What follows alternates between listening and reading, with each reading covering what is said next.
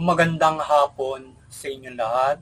Ito po si Herbert Curia, author, promoter ng Bible Lights Promotions. Kakibat ang ating pananalig sa ating banal na Panginoon Diyos, banal na Panginoon sa Kristo at gabay ng kaliwanagan na Santa Maria, ay ating pong ibinabahagi sa inyo sa linggong ito, ang mensahe ng ating banal na Panginoon Diyos. Ang tema ng mensahe ng ating banal na Panginoon Diyos ay mensahe ng Panginoon Diyos at Panginoon Kristo sa simbahan. Ngayon po ay babasahin ko sa inyo ang mga mensahe ito mula po sa Bagong Tipan o mabuting balita ng paghahari ng ating banal na Panginoon Diyos sa pamamagitan ng banal na Panginoong Jesucristo. Ayon po dito sa pahayag, Kabanata 2, talatang 5, talatang 10. Ito po ang mensahe. Ito ang pinasasabi niya na siyang simula at ang wakas, ang namatay at muling nabuhay. Huwag mong katakutan ng mga pag-uusig na malapit mo ng danasin. Pakinggan mo, ipabibilanggo ng dyablo ang ilan sa inyo bilang pagsubok. Magtiis kayo sa loob ng 10 araw. Manatiling tapat hanggang kamatayan at ipagkakaloob ko sa iyo ang putong ng buhay. Ipagpatuloy po natin sa pahayag Kabanata 3, talatang 9 hanggang 10. Ito po ang mensahe. Pakinggan mo, padudulugin ko sa iyo at payuyukurin. Sa harapan mo ang pangkat ni Satanas, na nagsisinungaling at nagpapanggap na Hudyo, upang malaman nilang iniibig kita, sapagkat tinupad mo ang aking utos na magtiyaga. Iingatan naman kita pagdating ng panahon ng pagsubok sa lahat ng tao sa buong sanlibutan. Pagpatuloy po natin sa pahayag Kabanata 3, talata 11 hanggang 21. Ito po ang mensahe. Tinuturuan ko at sinusupin ang lahat ng aking iniibig. Kaya nga, magsikap ka pagsisihan mo at taligdan ang iyong kasalanan. Tingnan mo, nakatayo ako sa labas ng pintuan at tumutok-tok. Kung bininggin inuman ang aking tinig at bubuksan ang pinto, ako ay papasok sa kanyang tahanan at magsasalo kaming kakain. Ang magtatagumpay ay uupong katabi ko sa aking luklukan, kung paano ako'y nagtagumpay at nakaupo ngayon sa tabi ng aking ama sa kanyang luklukan. Pagpatuloy po natin sa pahayag pa rin, Kabanata 2, talata 26 hanggang 29. Ito po ang mensahe. Sa magtatagumpay at tutupad ng kalooban ko hanggang bukas, ibibigay ko ang pamamahalang gaya ng tinanggap ko sa aking ama.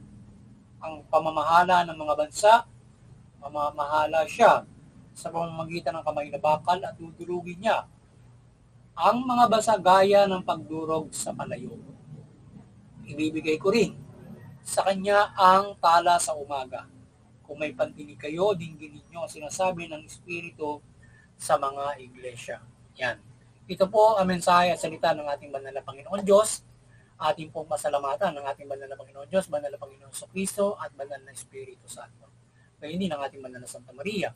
Maraming salamat po, banal na Panginoon Diyos, banal na Panginoon sa Kristo, banal na Espiritu Santo at ngayon din ang banal na Santa Maria. Yan. Sa pagtutulong ito ng ating apostol na San Juan. Ngayon po ay ipaliliwanag ko sa inyo ang mga mensaheng ito mula po dun sa tema na mensahe ng Panginoon Diyos at Panginoong Jesucristo sa simbahan. Yan. Nais pong ibabatid sa atin ng ating banal na Panginoon Diyos dito sa ating mga binasa ng mga talata mula sa pahayag na nais ng banal na Panginoon Diyos sa tayo ay mula dun sa mga simbahan o sa lahat ng mga nanampalataya. Tayo ay ating patuloy na pakinggan at maging matatag tayo sa ating pananampalataya sa ating banal na Panginoon Diyos, sa Panginoong Jesucristo. Pakinggan natin ang itinuro at iniyag ng Panginoon Jesucristo sa ating pananampalataya sa Kanya. So maging matibay tayo rito sapagkat tayo ay makararanas ng pagsubok ng dyablo ang lahat ng nananampalataya.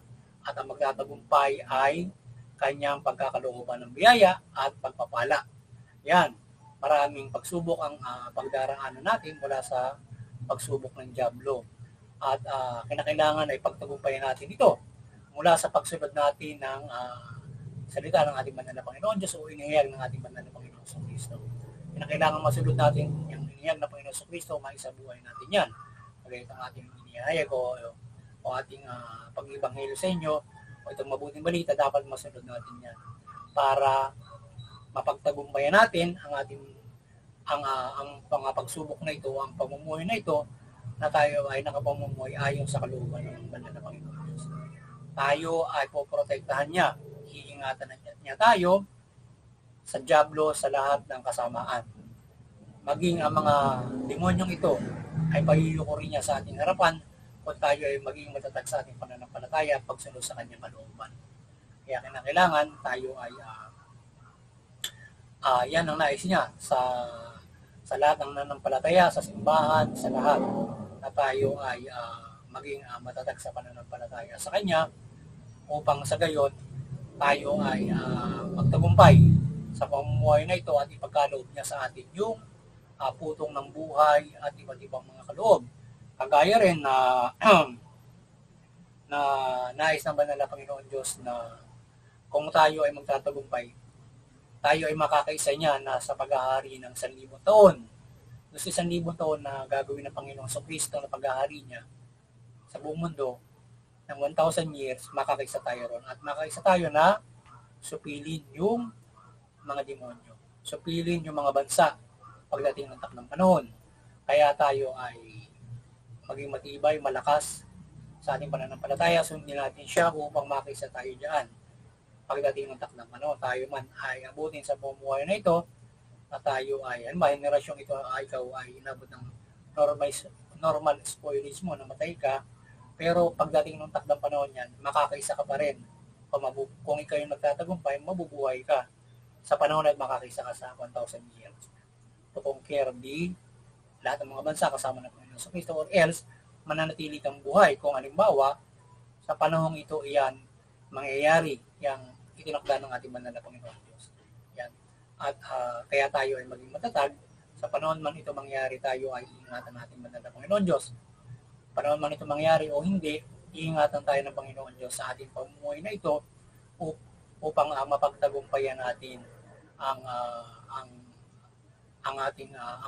pagpapala ng ating banal na Panginoon Diyos sa atin. Kaya sundin natin, dingin natin ang Panginoon sa Kristo at isabuhay natin ang mabuting balita para tayo ay mapagtagumpayan natin ang pamumuhay na ito at makaisa tayo doon sa pagpapalang ipagkakaloob ng ating banal na Panginoon sa Kristo, ng ating banal na Panginoon Diyos sa mga magtatagumpay. Kaya tayo ay patuloy na makinig, maging matibay sa pagtupad ng kalooban ng Panginoon Diyos upang tayo ay mapagtagumpayan ng mga bagay nito. Muli, sana ay nagabay na naman kayo ng Bibleized promotion sa inyong spiritual na pamumuhay at kayo magkaroon malaking pag-asa sa inyong kaligtasang spiritual mula sa mga gabay na ito ng ating inihayag na ating ibinabahagi sa inyo.